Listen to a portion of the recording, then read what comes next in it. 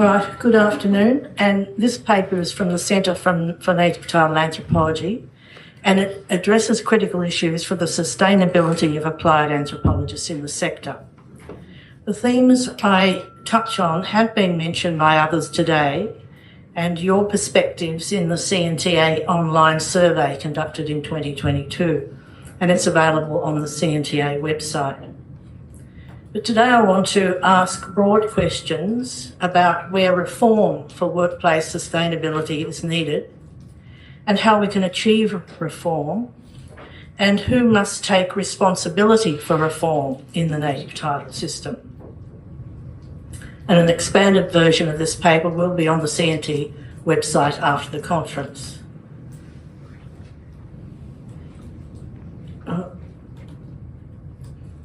So in my view, native title is an interconnected system or set of processes with different players responsible for different functions and with different sources of authority, or what we might call levers for outcomes. If we accept this, then the question of how to resolve workforce blockages must identify all players involved with coordination of the various levers section-wide by the organisations involved. But first I want to unpack the difficult factors in the current situation before turning to how reform might occur.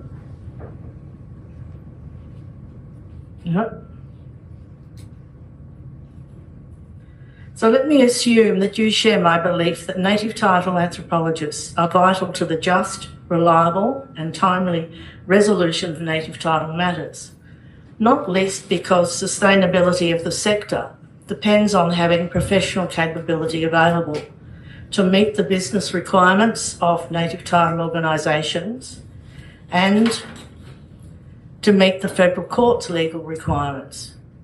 If we think of the current native title organisations' business requirements, it's a continuum from supporting claims for determination of native title rights through to services being provided to prescribed bodies corporate in an expanding post-determination landscape.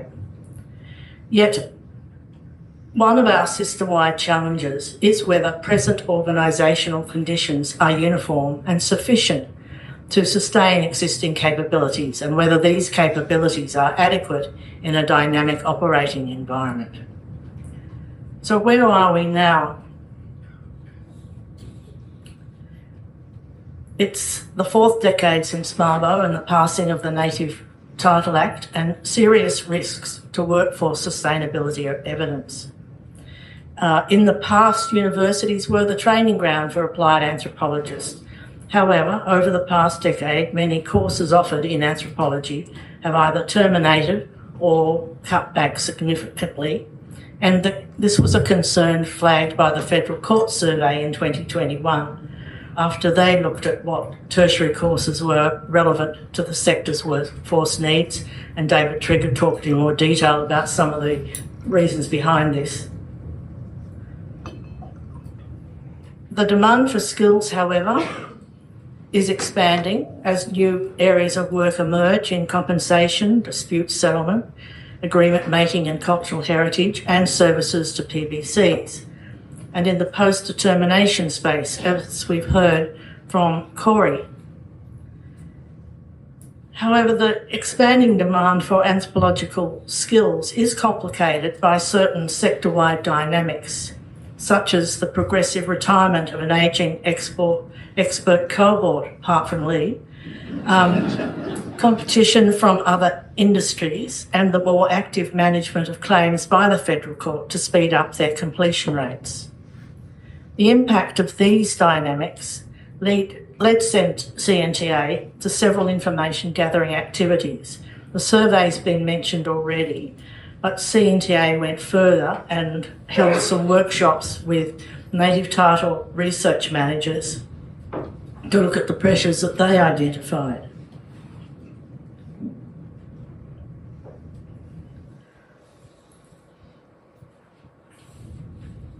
Attracting and upskilling new entrants. One of these issues was external pressures influencing attraction In recent years, fewer anthropological graduates are entering the native title workforce, and new employees are taking positions without necessarily having native title specific knowledge and skills. And the value of applied work has been impacted by negative perceptions in both popular culture and university forums when the role played by anthropology historically is highlighted. Another issue was the adequacy of the expert witness consultant group. Workforce data in some areas is limited. For example, while the pool of consultant anthropologists has expanded, less is known about current consultant usage by NTOs, native title organisations, including the nature and scale of any shortages and pay scales. We're unclear too whether the flow-through of experienced native title organisation staff anthropologists into consultancy roles is a trickle or a flood. Superficially, it looks like limited take-up and exacerbated by the risk of the long foreshadowed retirement of ageing experts.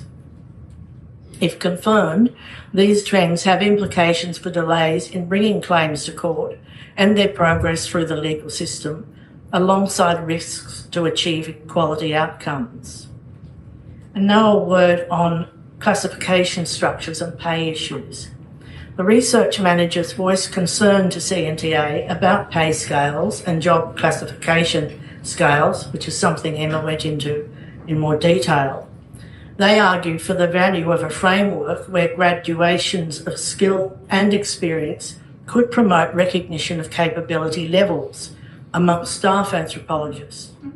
This would, from their perspective, enable greater fairness when settling relative pay scales between each classification, as well as rewarding graduations in capabilities through pay increments within classifications.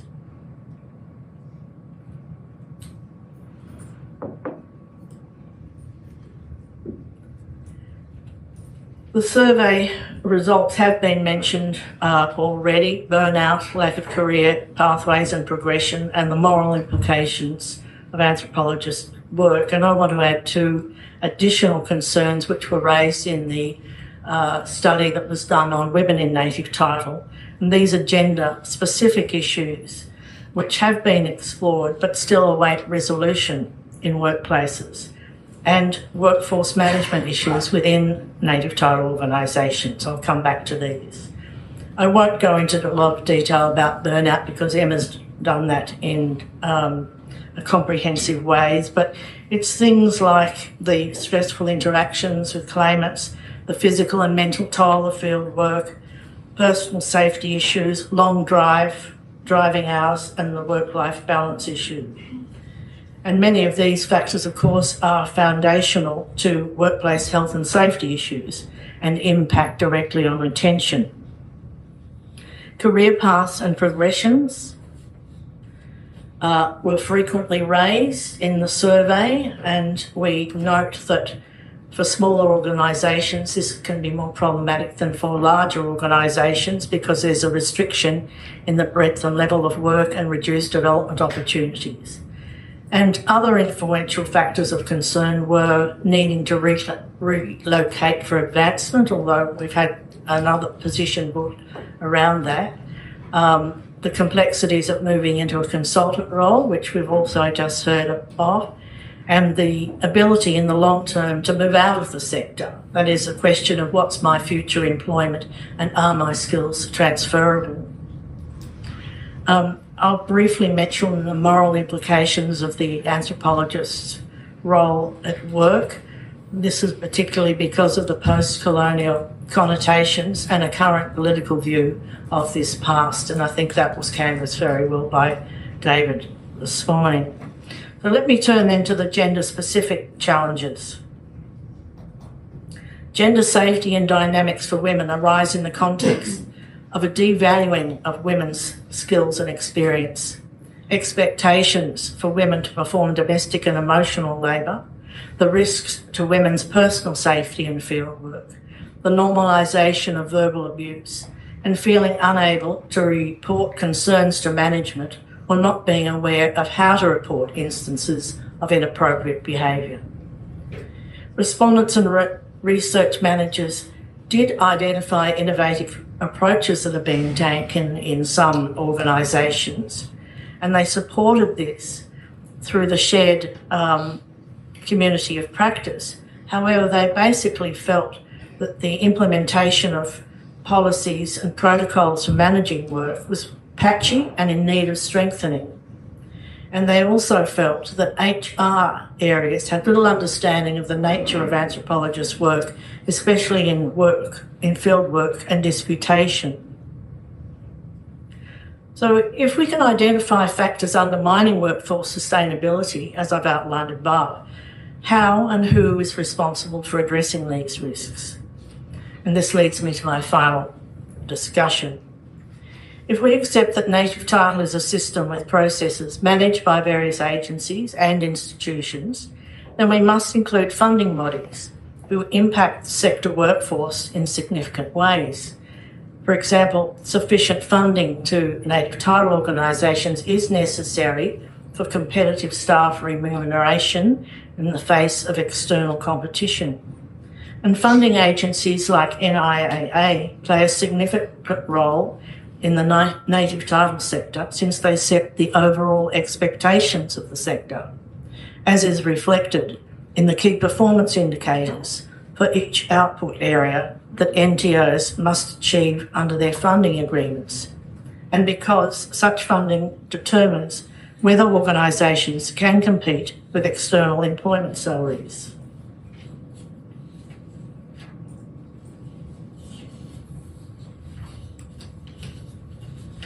Sorry, this was printed upside down.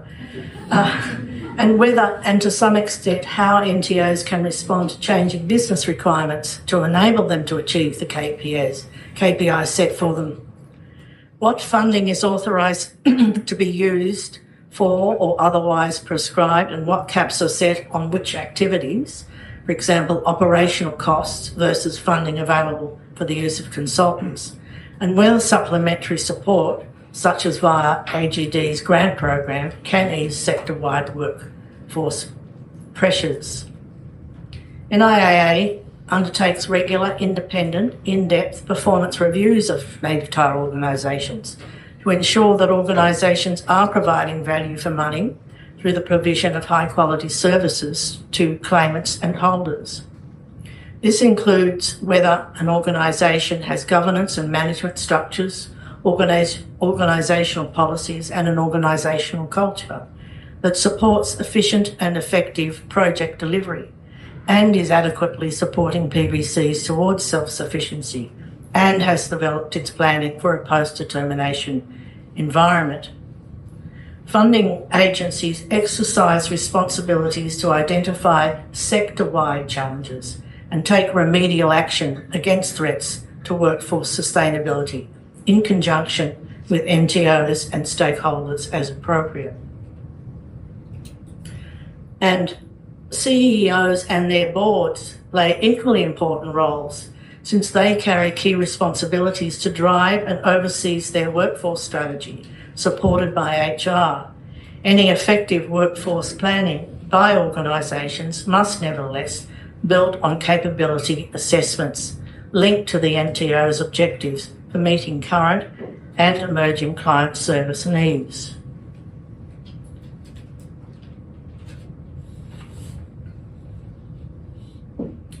Now some of the knowns, moving from the unknowns, some of the questions I raised. AGD's Anthropologist Grant Program has been an important initiative and gift to sector sustainability and enhancement. It's enabled conferences and workshops like this, the growth of a community of practice, and led to a network linking and supporting native title anthropologists nationally. The results of the grant program are evident.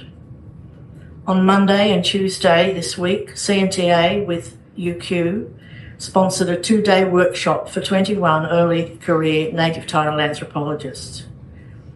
Looking ahead, CNTA's website will shortly post a framework course on the essentials for anthropological research practice in native title. And this framework can be downloaded by organisations and tailored to specific native title operating contexts, including land ownership identification issues under the Northern Territory Land Rights Act. Making best advantage of the sector's human resources could mean coupling training and mentoring with employees' needs through different upskilling strategies, and here's a few options that might be possible. Drawing on the goodwill of the sector-wide sharing of different approaches through various communities of practice forums, conferences and disciplinary associations. Short-term staff secondments or hosting to other NTRBs. In fact, CNTA recently awarded 3 fully funded internships for 3-week periods in a host NTO. And from experience, we know this is a game changer. And we have, Paul, if you just raise your hand, you're one of our successful interns in this project. Thank you. Working in a PBC to broaden experience of post-determination issues and skills. Corey made a very strong case for that, but there are other people in the room today who are working in PBCs too. And perhaps you raise your hand when I call your name. And we've got Corey. Connor Harrington is also working. Hannah Corbett. Yvette Bradley has. And Sana Nelda is. And these anthropologists are all working in that space, so please talk to them afterwards. Fostering research partnerships is another option, such as that has occurred between Queensland South Native Title Services First Nation staff of Carmen Coombs Delaney and consultant and academic Diane Smith from ANU, exploring cultural governance strategies in the PBCs in their region, and you'll hear from them tomorrow. Last year, CNTA combined with the West Australian Anthropological Society for a 1-day workshop.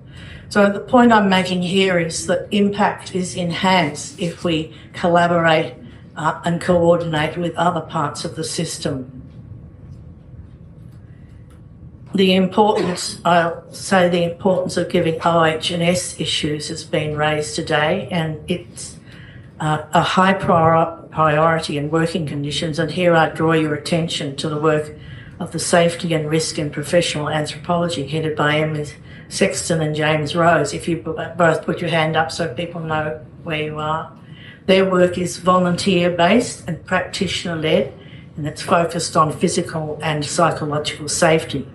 And more details of this will be on the CNTA website. Attention to gender dynamics must be paramount in workplace practices, given the feminisation of the anthropological workforce, something that we saw quite clearly in our survey, and what women said about their underestimated value in some workplaces. So let me conclude. After 9.5 years as the research fellow, I see our workforce future as an essential aspect of the native title system. Our anthropological profile is small nationally, although our contribution is critical. We work to foreground the Indigenous evidence in native title contexts. Increasingly, collaboration is emerging as a working principle behind CNTA's activities, not simply as a means to support and expand the community of practice, but also to ensure we achieve impact in our roles across the system. However, I will say that some players in the system are not team players. And here I want to give a personal shout out to Kevin Smith, who was CEO of Queensland South, regularly attended CNTA annual conferences and workshops, acting as a thought leader. His collaboration and leadership has not been replicated by other CEOs. His engagement and contribution to our sector, to system-wide thinking, and to forecasts about dynamics influencing the operating landscape has been unique. We need CEOs at conferences like this and other practitioner forums where they can hear, understand, and engage with workforce issues from ground-level practitioners and frontline staff. Ultimately, our contribution, wherever we are in the native title system, is in meeting the needs of traditional owners and their PBC organisations in securing and exercising their rights under the Native Title Act to help underpin a better future for themselves, their families and their communities. Anthropologists want that contribution to be as useful and as productive as possible, but there are blockages and barriers to overcome because requirements and services are and will be changing, and anthropologists must be prepared for that change. For much, if not all, of the period that the native title sector has operated, there have been significant workforce issues and pressures challenging the capacity of organisations as well as the Federal Court and the Tribunal to undertake their roles in delivering quality outcomes from the sector in an effective, timely and efficient way. So the task ahead is a significant one. Needed changes at organisation and sectoral levels don't happen by osmosis, and they don't happen overnight. It requires all parties taking on and fulfilling their responsibilities in the system to ensure workplace sustainability. CNTA remains committed to playing a constructive role in this matter. My hope is that our contribution can continue to provide a productive, supporting role to our practitioners and to the system into the future. Thank you.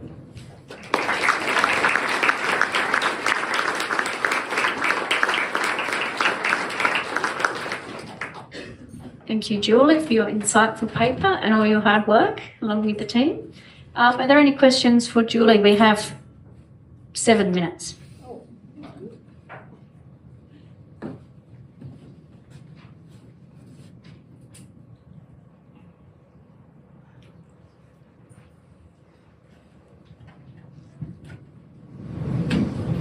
Hi, Sue.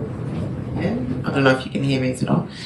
Yeah, Julie, I'm just wondering what efforts have been made by the CNTA to try to encourage some of the other CEOs to attend, and then on top of it, what might we anthropologists working in-house do to try to encourage them to attend and participate? And that's a good question. Thanks, Susie. Look, in a way, I think this is actually a question for Kevin because,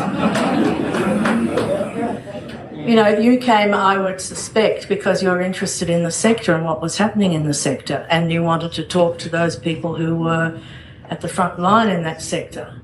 And I suspect that probably a lot of other CEOs think that the real work is in the task focus inside their office. And I don't say that there isn't a huge load of work that has to be done by CEOs. Of course there is. But sometimes it's really important to lift your gaze to the horizon and see what's emerging there. So, Kevin, perhaps you'd like to respond on that point. Well, firstly, thank you for your kind words, Julie. The CNTA plays a critical role in the native title system. So I thank you and the directors of CNTA for the work that you've done. Yeah.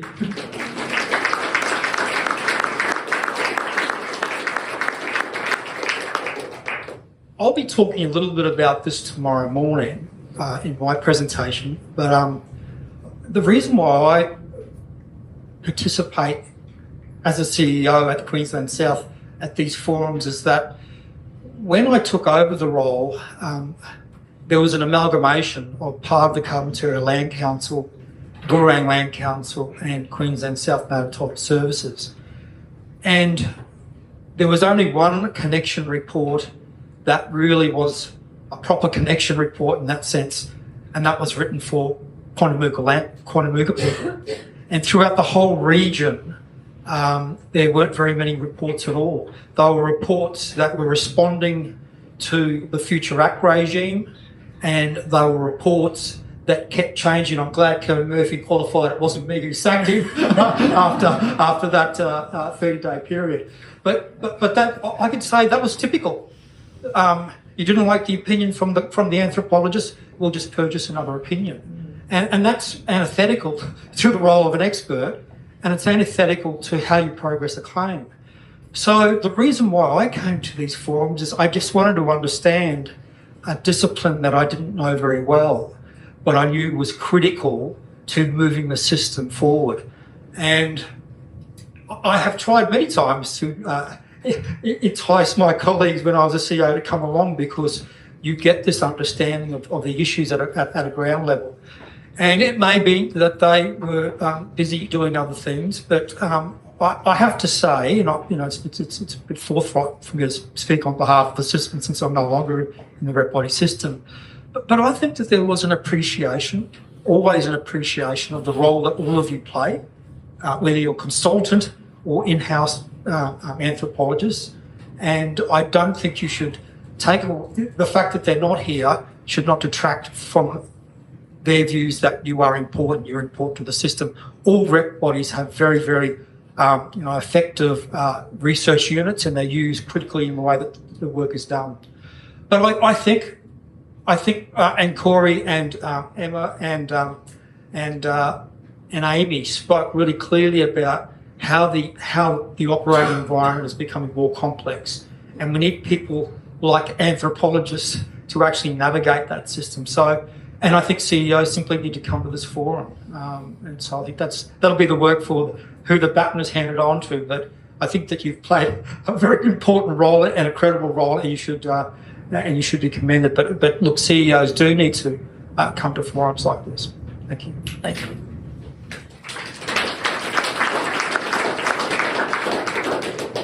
We have 1 more minute if anyone else has a question. Please join me in thanking Julie again for that.